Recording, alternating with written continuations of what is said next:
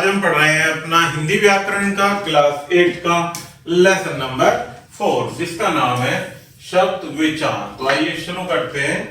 वर्णों के सार्थक समूह को शब्द कहते हैं। इसे कहते हैं शब्द। वर्णों के सार्थक समूह को, जो वर्ण होते हैं उनको मिलकर जो एक समूह बनता है उसे ही हम क्या कहते हैं, शब्द। जैसे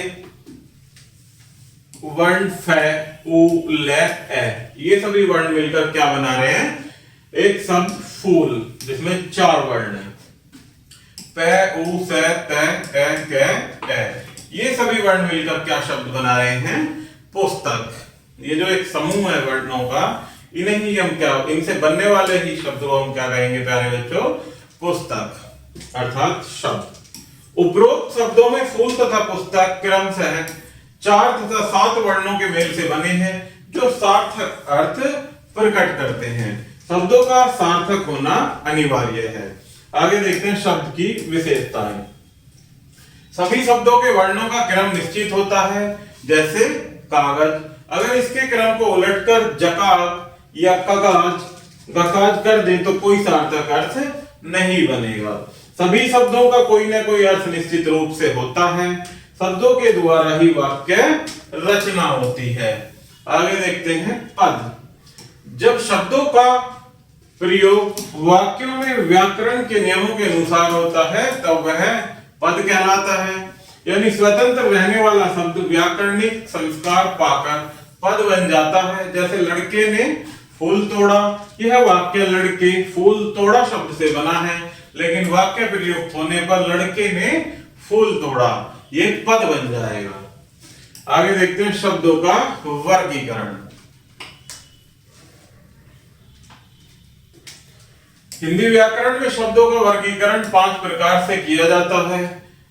उत्पत्ति या स्रोत के आधार पर, अर्थ के आधार पर, रचना या बनावट के आधार पर, प्रयोग के आधार पर, व्याकरणिक प्रकार्य के आधार पर। तो इनको 1 बाय 1 पढ़ेंगे प्यारे बच्चों और समझेंगे। पहला है उत्पत्ति या स्रोत के आधार पर। इस आधार पर यह देखा जाता है कि भाषा के अंतर्गत किसी शब्द विशेष का उद्गम कहां से हुआ है। उत्पत्ति, स्रोत अथवा उद्गम की दृष्टि से शब्दों को 5 भागों में बांटा गया है। इसमें तत्सम शब्द, तद्भव शब्द, देशज, विदेशी और संकर शब्द के रूप में बांटा गया है। तो इनको 1 बाय 1 सबसे पहले समझते हैं तत्सम शब्द के बारे में।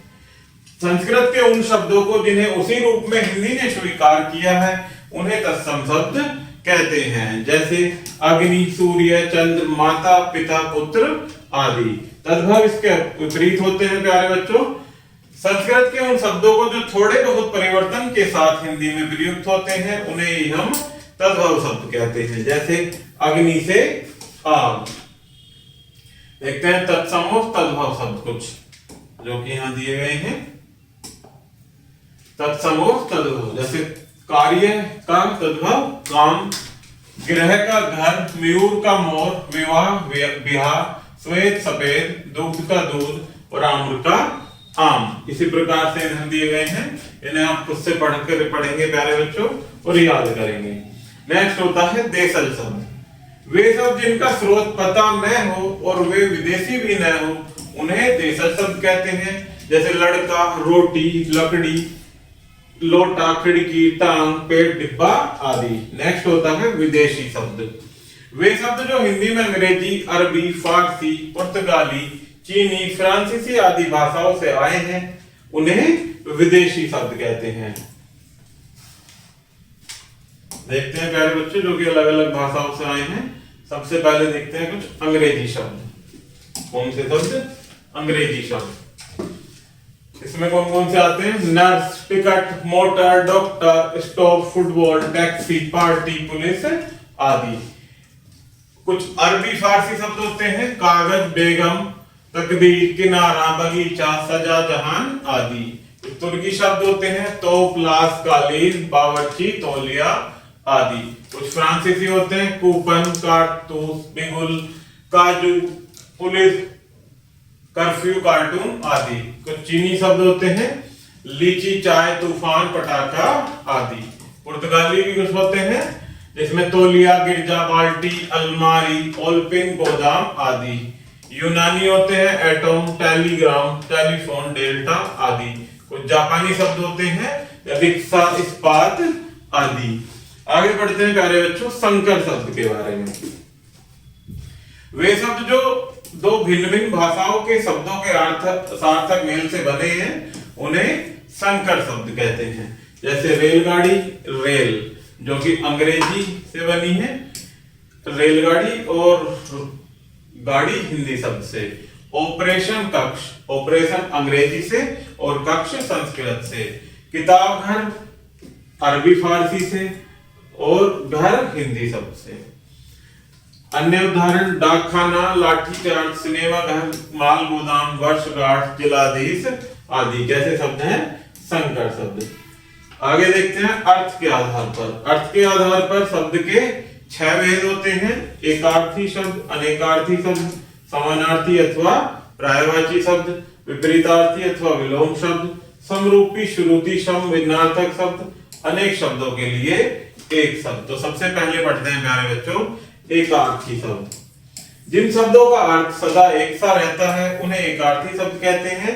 जैसे प्रधानमंत्री, सांसद, सम्राट, राष्ट्रपति आदि। आगे देखते हैं अनेकार्थी शब्द। ऐसे शब्द जिनके एक से अधिक अर्थ होते हैं उन्हें अनेकार्थी शब्द कहते हैं। जैसे एक शब्द होता है अंक, अंक के अनेक शब्द अर्थ होते हैं। पहला गिनती के अंक जैसे संख्याएं, या अंक कहते हैं भाग को भी, या नाटक का एक अध्याय भी इसका अर्थ होता है। इस प्रकार से सर का अर्थ होता है तालाब, चिंता और बाण। नेक्स्ट देखते हैं समानार्थी अर्थात अथवा पर्यायवाची शब्द। जिन शब्दों के अर्थ एक दूसरे के समान होते हैं उन्हें समानार्थी अथवा पर्यायवाची शब्द कहते हैं। जैसे उत्तम शब्द होता है, इसके पर्यायवाची या समानार्थी क्या क्या होंगे? उत्कृष्ट, श्रेष्ठ, बढ़िया। पक्षी के पंछी, खग, विहंग। शोभा के पर्यायवाची सौंदर्य, सुंदरता और सुषमा। अंबर के आकाश, गगन और नभ। इसी प्रकार से हवा के वायु, समीर, अनिल। कमल के जलज, पंकज और वारिज। घोड़े के अश्व है, तुरंग। भूमि के पृथ्वी, धरा, वसुधा और धरती। आगे देखते हैं विपरीतार्थी अथवा विलोम शब्द।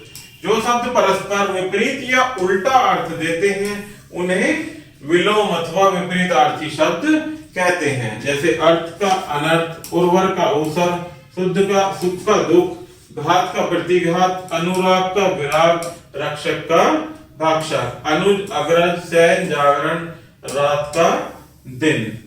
नेक्स्ट होते हैं प्यारे बच्चों हमारे समरूपी और या श्रुति सम भिन्नार्थक शब्द।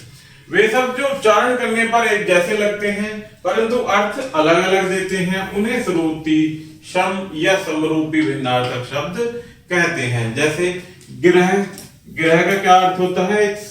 पृथ्वी को भी ग्रह और शुक्र भी एक ग्रह है। इसी प्रकार से ग्रह घर होता है, कर्म काम होता है और क्रम का अर्थ होता है सिलसिला। अनेक शब्दों के लिए एक शब्द। जिन शब्दों का प्रयोग वाक्यांश अथवा शब्द समूह के स्थान पर किया जाता है उन्हें अनेक शब्दों के लिए एक शब्द कहते हैं। जैसे अच्छे भाग्य वाला, सौभाग्यशाली, जिसकी कोई कीमत न हो, अमूल्य। आगे देखते हैं प्यारे बच्चों रचना के आधार पर। रचना के आधार पर शब्द 3 प्रकार के होते हैं। पहला रूढ़ शब्द, दूसरा यौगिक शब्द और तीसरा योग रूढ़ शब्द। इनको भी 1 by 1 परिभाषा और उदाहरण के माध्यम से समझते हैं प्यारे बच्चों। तो पहला है रूढ़ शब्द। वे शब्द जो परंपरा से किसी विशेष अर्थ के लिए प्रयोग में लाए जाते हैं तथा अन्य शब्दों के योग से नहीं बनते हैं और जिनके खंडों का कोई अर्थ नहीं होता है उन्हें रूढ़ शब्द कहते हैं। जैसे रात, दिन, पुस्तक, घोड़ा आदि। नेक्स्ट होते हैं यौगिक शब्द। वे शब्द जो सार्थक खंडों के योग से बनाए जाते हैं यौगिक शब्द कहलाते हैं। जैसे विज्ञान क्या क्या होता है? खंड, वि प्लस ज्ञान, विद्यालय का विद्या प्लस आलिय, राजकुमार का राज प्लस कुमार, पीतांबर का पीत प्लस अंबर।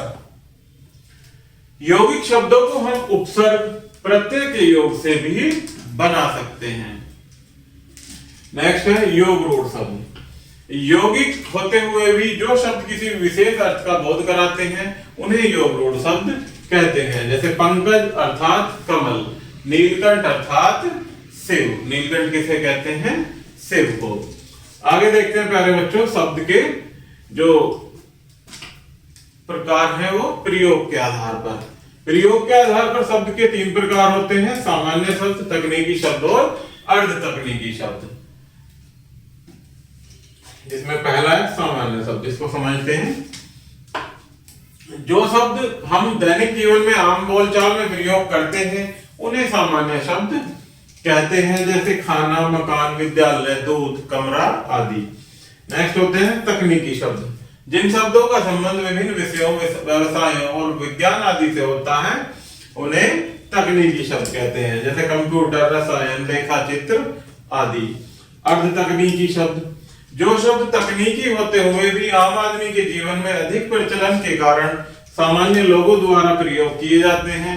तकनीकी लोग उन शब्दों का निश्चयार्थ में प्रयोग करते हैं, जबकि साधारण आदमी उन्हें सामान्य शब्द के रूप में प्रयोग करता है, जैसे चुनाव, कानून, नाटक आदि। नेक्स्ट है व्याकरणिक प्रकार्य के आधार पर। व्याकरणिक प्रकार्य के आधार पर शब्द 2 प्रकार के होते हैं, पहला विकारी और दूसरा अविकारी शब्द। पहला देखते हैं प्यारे बच्चों, विकारी शब्द। जो शब्द अपना रूप वाक्य के लिंग, वचन, कारक, काल आदि के कारण बदलते रहते हैं उन्हें विकारी शब्द कहते हैं। विकारी शब्दों के 4 भेद हैं, संज्ञा, सर्वनाम, विशेषण और क्रिया। नेक्स्ट होते हैं अविकारी शब्द। जो शब्द वाक्य प्रयोग के समय लिंग, वचन, काल आदि के कारण अपना रूप नहीं बदलते हैं उन्हें अविकारी शब्द कहते हैं। इसके भी 4 भेद होते हैं प्यारे बच्चों, क्रिया विशेषण, संबंध बोधक, समुच्चय बोधक और विस्मयादि बोधक। आगे बढ़ते हैं प्यारे बच्चों, अध्याय संक्षेप। वर्णों के सार्थक समूह को शब्द कहते हैं। जब शब्दों का प्रयोग वाक्यों में व्याकरण के अनुसार होता है तब वह पद कहलाता है। हिंदी व्याकरण में शब्दों का वर्गीकरण 5 आधारों पर किया जाता है, उत्पत्ति या स्रोत के आधार पर, अर्थ के आधार पर, रचना के आधार पर, प्रयोग के आधार पर और व्याकरणिक प्रकार्य के आधार पर। तो इस प्रकार से प्यारे बच्चों हमारा ये लेसन यही समाप्त होता है। आशा करता हूं कि आपको यह वीडियो जरूर पसंद आई होगी। धन्यवाद।